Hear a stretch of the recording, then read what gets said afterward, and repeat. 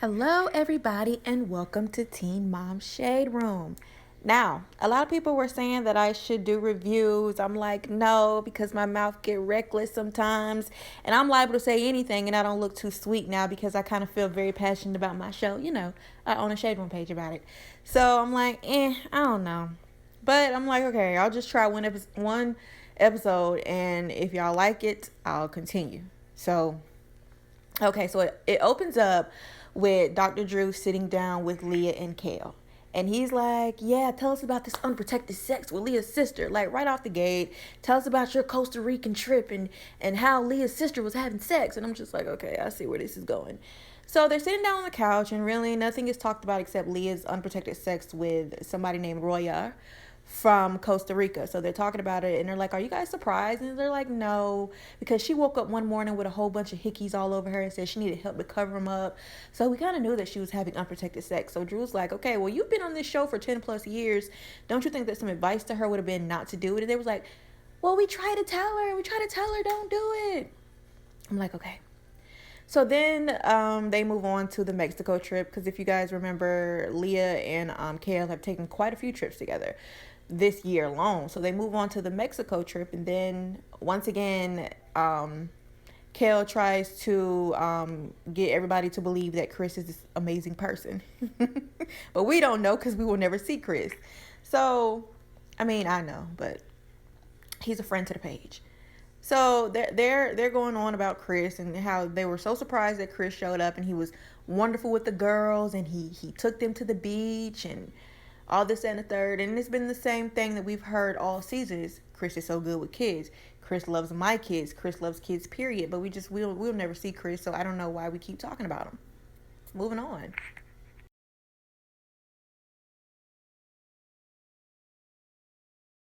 So now we're moving on to Leah and her sister on the couch talking about the same thing about Costa Rica and Royer. So they're talking, and they're like, yeah, a lot of people are saying that he wants his green card.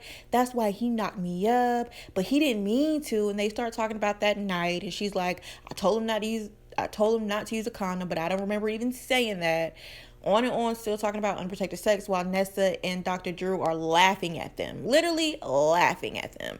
So then we find out that Leah has a Costa Rican boy toy too, which I kind of already knew because she posted a video with this dude a while back, and I was like, who's that? That ain't Royer. Who's that? So they live stream call in to chat with Dr. Drew, and it's Royer and the other Costa Rican friend, I forget his name, and they start talking about how Leah has a boy toy in Costa Rica too. She starts blushing and stuff. They're like, you call him your Costa Rican boy toy or something. So this poor dude, he did not want to be there, and Dr. Drew and Nessa just kept pressuring him to say good things about Leah, and I could tell he was pretty much like, well, I mean, she cool. Like they wanted him to say some mushy gushy stuff. They even had like some fake audience say, oh, when he said he was proud of her. He said he don't even watch TV. He didn't know about Leah. Like, I just felt like this was being glorified, okay? And the cherry on top of the cake is that they said they have an immigration lawyer that they hired, and they're going to get Royer to the United States, which makes sense because he's going to have a newborn son coming along. Even though he already has two sons in Costa Rica, according to Leah's sister, they are grown, and he doesn't really talk to the baby mamas like that. So Leah is going to be hosting because Leah has enough money to host a grown man. So Leah is going to be hosting Royer to come to the United States and live with her. So I don't really know how this worked, but for one, I'm just going to say that it's a good deed that Leah wants to do that for her sister, because nobody wants to be alone with a brand new child. But another part of me feels like it's for a storyline, and another part of me feels like it's for 90 Day FIANCÉ. Stay tuned. I'm just saying. So moving on to Brianna and John. Apparently, this is their first time seeing each other in like a month. The last time they hooked up in New York and had sex, and then he left out of the room and she left out of the room, and they went back to their lives. So it was awkward as hell. They didn't really want to look at each other. They didn't really want to talk to each other. Nessa and Dr. Drew kept pushing the issue. Like, I feel like this whole reunion, Dr. Drew and Nessa were like pushing, pushing, pushing, and the girls just didn't want to give anything. So they keep pushing, pushing, pushing on. Can y'all maybe get back together? And they're like, I mean, she cool, he cool. We like each other. We love each other. It's just not gonna work out because of the differences that we have, the things that she's going through, the things that I'm going through. It's just never gonna work. So it should have been left at that. But Nessa kept saying, look how Brianna's looking at him. Look how she's blushing. Honestly, to me, it looked more forced and awkward than like a lovey-dovey moment. I don't know. I was kind of ready for them to get off the screen. But she does admit that when she went to New York, they had sex, which is what I just said. They had sex, and then she said, I love you on the way out. And he was like, yeah, fuck you, Brie. Basically, he didn't say, I love you back. And I bet you it's because they had a conversation and she told him that she was back talking to Lewis, which I think that she's back talking to Lewis, or she was. That's why, first of all, she didn't shit talk him at all in this reunion, but she gave Devon hell. And second of all, that would explain STD Gate from the other day. So Devon and Brittany come out, which I don't understand why Brittany was there, because this is once again an issue between a baby mama and a baby daddy.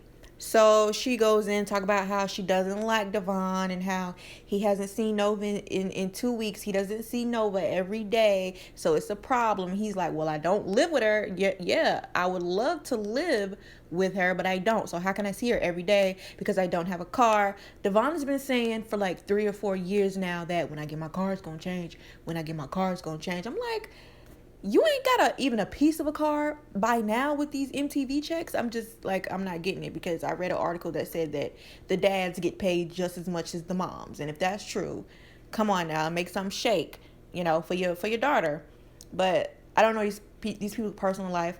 He said that he sees her at least once a week, and then Brianna was like, no, you actually haven't seen her in 2 weeks. And he was like, yeah, well, I mean, this was a rough month, so no, I haven't seen her in 2 weeks, but I will see her. And I'm just like, it's the same story. She's like, I want more from Devon. I want more. It's the same story every single reunion. He's not doing enough in her eyes, or he's not doing enough, period.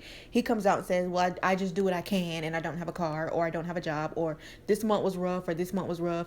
Dr. Drew is over here talking, so I'm going to call you Devoyne because your mama named you Devoyne. And I'm just like, the same exact thing happened last year. Nothing has changed on the reunion. Like, this same exact context is going on right now. So Brittany was actually the voice of reason. She gave some really good advice, even though she shouldn't have been on the stage. She just said these two need to get it together.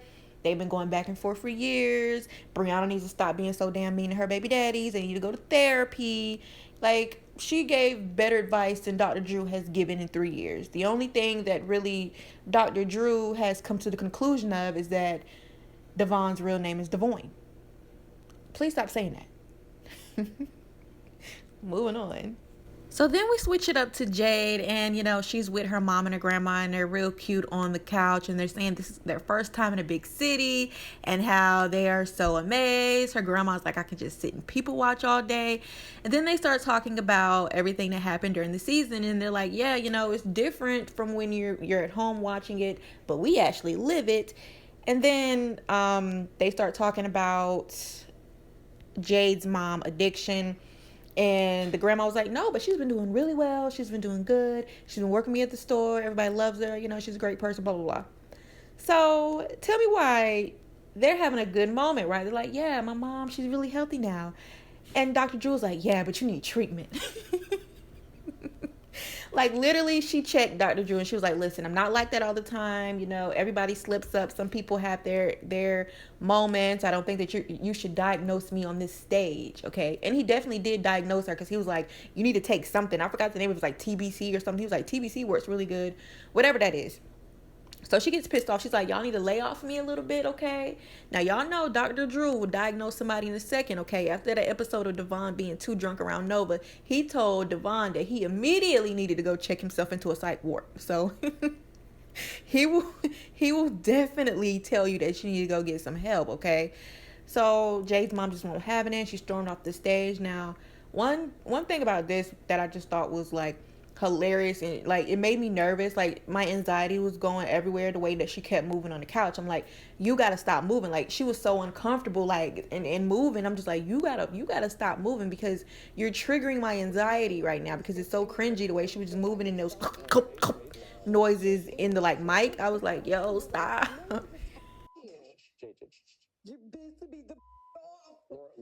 Let's have Lori talk. Lori? Okay. You're a very good mom, Christy. How do you know this is going to happen? It's an example of what happens if you come at her with anything. She feels very bad. So they get her to come back out. Dr. Drew apologizes for, diagnosing her right there then on the spot. He was just like, all I meant is that, you can play tennis, you can do your own type of therapy. Now he changed it to, you can do your own type of therapy. Go run, go jump, go do something to get your mind in the right place, which is some good advice, but I feel like he should have started with that instead of like the word treatment, whatever.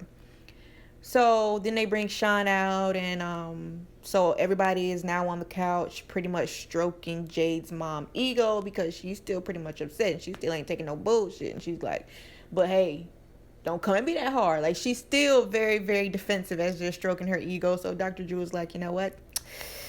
Okay, so we're moving on to Chelsea. So moving on to Chelsea, he tells her, I don't know, for some reason I was really annoyed with Dr. Drew and Nessa, if y'all can't tell. I was really annoyed with them this whole like episode. So he starts stroking Chelsea's ego, saying, "Listen, Chelsea is an amazing mom of three. She's opened her own business while fighting her anxiety." I just feel like you didn't really give Kail those accolades on her pothead hair care. You know what I'm saying? And she's doing it being a single mom. However, whatever. So I would just like to say that Itsy Ritzy is a company, and Chelsea has a line with them of diaper bags that are almost like $400, and like flannels, as she say, flannels, which are like $100 a piece. Like the price tags on those are crazy, and it's upmarked. It's ridiculous. So he's talking about, you're the healthiest I've ever seen. I never seen you this animated. I never heard your Dakota accent. Everybody fast forwards Chelsea's parts on Teen Mom, I feel like. So I don't really even know what happened this season that much. I do know about the Itsy Ritzy just because of Instagram, but nothing else I really know about. So they start talking about Cole, and it's the same old, same old. They're like, Cole is amazing. He's perfect. I could have never asked for a better man. And, Cole comes out and he's like, yeah, I'm still not really into this reality television crap. They kiss. They talk about how amazing each other are. End scene. So, next week, y'all, I don't think they're going to show the Ashley Siren drama, because if they did, why didn't they put it in the preview? In the preview, it was just Jade. It wasn't the teen, it was just Jade, and I think it was like Caitlyn from like Teen Mom OG, but I didn't see like any of the other girls there. So I think because of everything that happens, MTV has scrapped that footage, which would have been the best episode of the entire season, because this season of Teen Mom was dull. So that would have been the best episode of the entire season, but I feel like they scrapped it because they're tired of getting all this negative blowback. Pretty much. They've been getting negative blowback for a while now about, why is this show still on? These girls is grown. Y'all is advocating for pregnancy, even though they still are, because every episode is, so are you going to have another baby? Are you going to have another baby? Are you going to have another baby? Every season, are you going to get back your baby daddy? Are you going to get back your baby daddy? Are you going to get back your baby daddy? But that's just what the show is, and we watch it. Whatever. So, what y'all think?